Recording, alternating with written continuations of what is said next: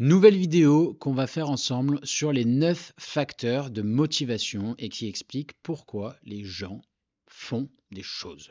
Ça peut paraître une phrase complètement bateau et effectivement ça l'est, mais c'est une phrase qui est hyper utile dans le monde de l'entrepreneuriat. Pourquoi? Parce qu'en fait, dans le monde de l'entrepreneuriat, comme ailleurs, mais c'est peut-être un peu moins le cas dans un cadre salarial, dans la mesure où dans un cadre salarial, vous êtes tenu par des impératifs, vous avez un engagement, vous avez un contrat avec votre employeur que vous devez respecter. Quand vous êtes entrepreneur, vous n'avez pas de contrat. Le seul contrat que vous avez, c'est le contrat que vous avez avec vous-même. Et le contrat que vous avez avec vous-même, c'est votre motivation.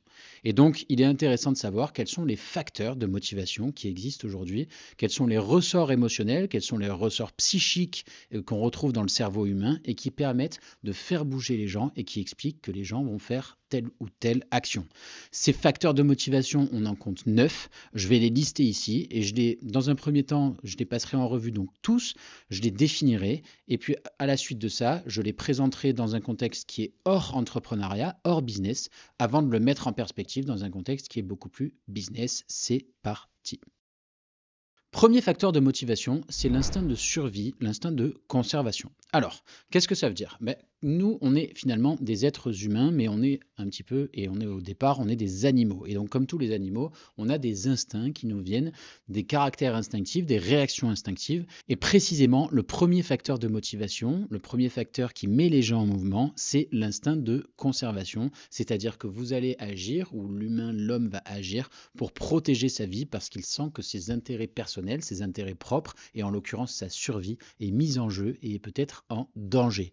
Alors, si on le met en perspective dans un environnement qui est non business, c'est quelque chose de très simple. Admettons, vous vous baladez dans la forêt ou je ne sais quoi, et là vous rencontrez un animal dangereux, par exemple un ours. Votre instinct de survie vous guidera et vous n'aurez même pas à réfléchir. Vous allez partir en courant, essayer de trouver un refuge pour échapper à cet ours. C'est votre instinct de conservation qui agit. C'est pas vous directement, ou en tout cas, c'est pas quelque chose qui est conscientisé. C'est votre instinct de conservation qui vous a poussé à agir et à partir très vite pour protéger votre existence. Donc, dans un contexte business, cet instinct de conservation, évidemment, on n'est jamais, ou j'espère pour vous en tout cas, on n'est jamais mis à mal dans son existence propre. Il n'y a jamais sa vie qui est en jeu au sens propre du terme. Mais en attendant, vous pouvez avoir des instincts de conservation qui peuvent ressurgir dans le business, dans la mesure où vous allez faire des choix stratégiques pour votre business qui vont viser à minimiser les risques que vous prenez pour vous et pour votre intégrité propre, peut-être en minimisant les dépenses, minimisant les charges ou ce genre de choses.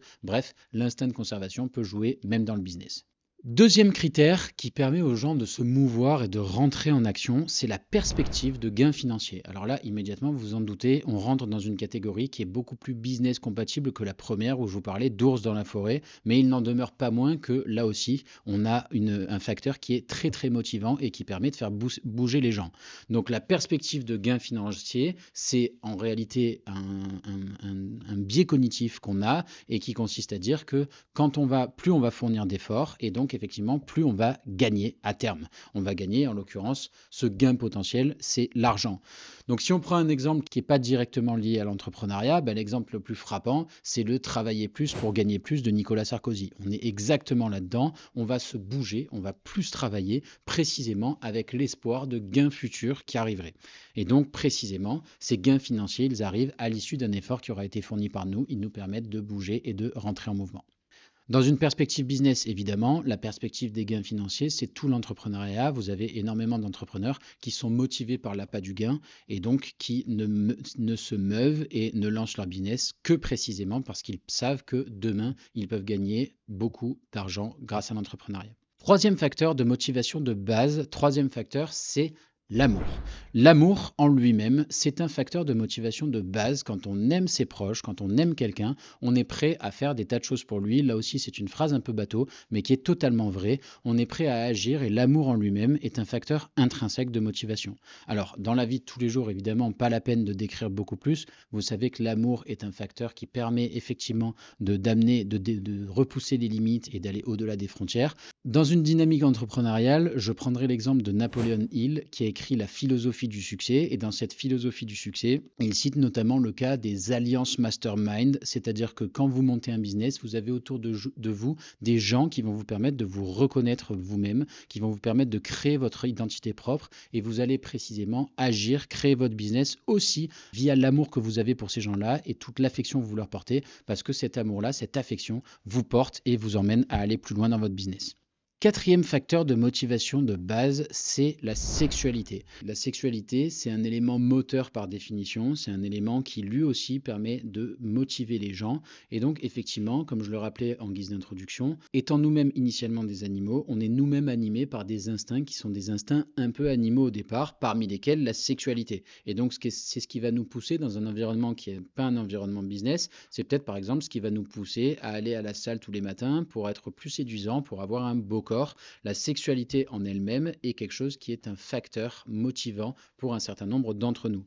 Et même dans le business d'ailleurs, il y a un certain nombre d'entrepreneurs avec lesquels j'ai pu discuter. Naturellement, ce n'est pas un élément qui crie sur tous les toits, mais la sexualité fait partie des éléments qui les a poussés à entreprendre, précisément parce que via l'entrepreneuriat, ils se sentaient mieux dans leur basket, avec davantage de confiance en eux et donc mieux en capacité d'aller séduire. Donc la séduction en elle-même et la sexualité in fine est par définition un élément moteur. Cinquième facteur de motivation intrinsèque, c'est le désir de pouvoir et de réputation. Nous vivons en société, nous vivons en collectivité, c'est-à-dire que nous vivons avec nos pairs. Et donc, dans cet environnement, le fait de vouloir être connu, de vouloir être réputé, de vouloir avoir du pouvoir auprès de ses pairs est un facteur de motivation intrinsèque fort et qui pousse un certain nombre d'entre nous à agir. C'est ainsi que dans l'entrepreneuriat, vous avez un certain nombre d'entrepreneurs qui, par exemple, pourraient être attirés que par l'appât du gain et par l'attractivité financière, et auquel cas ils n'ont pas nécessairement besoin ni d'avoir des salariés, ni d'avoir une reconnaissance quelconque. Et vous avez d'autres entrepreneurs, d'autres types d'entrepreneurs qui, eux, sont très intéressés à l'idée d'avoir du pouvoir et à l'idée de le montrer, et auquel cas ils privilégieront les business dans lesquels il y a beaucoup de ressources humaines qui sont mobilisées, de manière à asseoir leurs besoins et leur volonté de réputation et de pouvoir. Sixième facteur de motivation intrinsèque, c'est la peur. Alors la peur, naturellement, c'est pas quelque chose qui nous parle beaucoup en business dans la mesure où dans le business, on a besoin d'être proactif et d'aller systématiquement de l'avant et on réagit assez peu par réaction et la peur est beaucoup plus une réaction qu'une émotion qui serait proactive. La peur, c'est pas exactement comme l'instinct de conservation, dans la mesure où, en guise d'introduction, j'expliquais que l'instinct de conservation, c'est quelque chose qui n'est pas vraiment conscientisé. À l'inverse, la peur, c'est quelque chose qui a été conscientisé par le cerveau. On a une crainte, on a des doutes, et donc on a peur. Et donc, quand on a peur, on va prendre des décisions qui ne seront pas les mêmes que si on n'avait pas peur. Donc, c'est pas un facteur de motivation en elle-même, la peur. Mais en attendant, c'est quelque chose qui peut nous mouvoir, qui peut nous pousser à prendre telle ou telle décision. C'est un facteur intrinsèque qui peut influer sur le processus de décision et c'est en ce sens que la peur est citée comme un facteur de motivation. Dans le business, si vous sentez par exemple que votre entreprise est dans une dynamique financière qui est de plus en plus défavorable, dans une dynamique qui va de plus en plus à la baisse, vous pourriez prendre des décisions par peur, précisément parce que vous avez peur de voir votre entreprise s'éteindre, de prendre les mauvaises décisions, etc., etc. Et donc, cette peur va influer sur vos choix in fine. Septième facteur intrinsèque de motivation, la vengeance.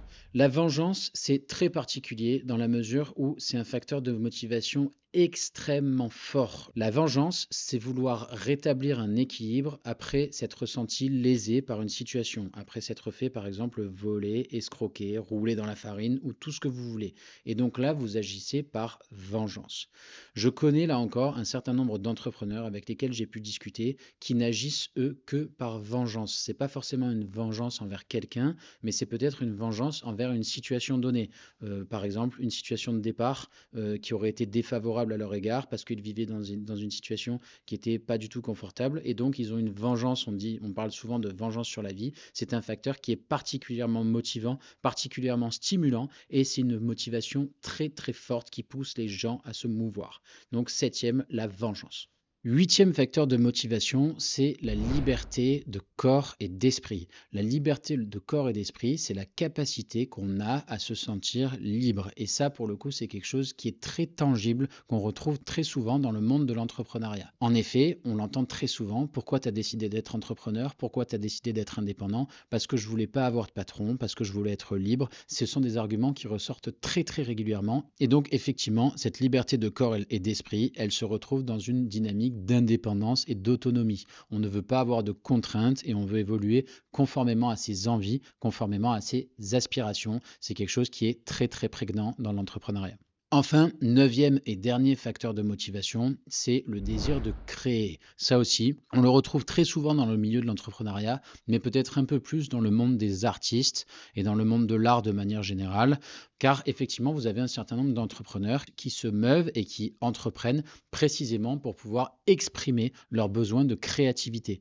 Quand on est dans une dynamique artistique, ça s'exprime à travers un tableau, à travers une musique, à travers un film ou je ne sais quoi, mais quand on est dans une perspective purement et éminemment business, ça peut s'exprimer aussi par des choix stratégiques qui prouvent que l'entrepreneur veut impulser sa patte. C'est précisément par exemple le cas d'Elon Musk. On sent bien que c'est quelqu'un qui veut créer, c'est quelqu'un qui veut apporter sa patte et qui veut changer la dynamique de manière à amener quelque chose qui n'existe pas et qui serait venu précisément de lui. Ça aussi, c'est une motivation intrinsèque et ça fait partie des principales motivations qu'on retrouve dans l'entrepreneuriat.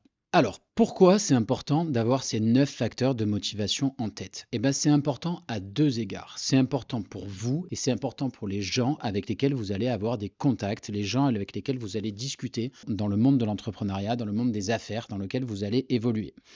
Pourquoi c'est important pour vous? Parce que d'abord, quand on est entrepreneur, il faut se connaître. C'est ce que j'ai l'habitude d'appeler le driver. Il faut savoir précisément ce que nous, on a au fond de nous et ce qui fait qu'on se lève le matin et qu'on est motivé à l'idée de tout déchirer, à l'idée de brûler les planches, comme disait Bernard Tapie à l'époque. Et donc, précisément, il faut savoir, il faut se connaître. Un certain nombre d'entre nous, un certain nombre d'entrepreneurs sont plus attirés par l'argent, d'autres sont plus attirés par le pouvoir, les troisièmes sont plus attirés à l'idée de créer. Et donc, au mieux vous vous connaîtrez et au mieux vous serez en mesure d'agir sur les ressorts émotionnels, les ressorts psychologiques, voire psychanalytiques qui sont les vôtres, de manière à être toujours plus productif. Et pourquoi c'est important d'avoir ces 9 facteurs en tête, même s'il n'est pas nécessaire de les connaître sur le bout des doigts, mais au moins il est important de les connaître et de les avoir en tête. Eh bien, c'est important aussi dans les relations que vous aurez avec les autres. Parce que si votre système de valeurs, vous le connaissez, eh bien, les autres en face de vous ont certainement un autre système de valeurs. Et du moment que vous aurez compris qu'est-ce qui pousse les autres à agir, vous n'agirez pas du tout de la même manière. Autrement dit, admettons, donc si vous êtes dans une relation business avec, je ne sais pas, un de vos partenaires à qui vous voulez faire signer un contrat, si vous savez quels sont les ressorts émotionnels qui sont derrière tout ça, pourquoi est-ce qu'il est capable de prendre une décision ou pas? Est-ce que c'est la peur qui va primer? Est-ce que c'est sa volonté de créer? Est-ce que c'est sa volonté de développer son business en faisant plus d'argent via l'appât du gain? Bref, si vous savez quelles sont ses motivations intrinsèques, eh ben vous serez plus à même d'aller vers les bonnes décisions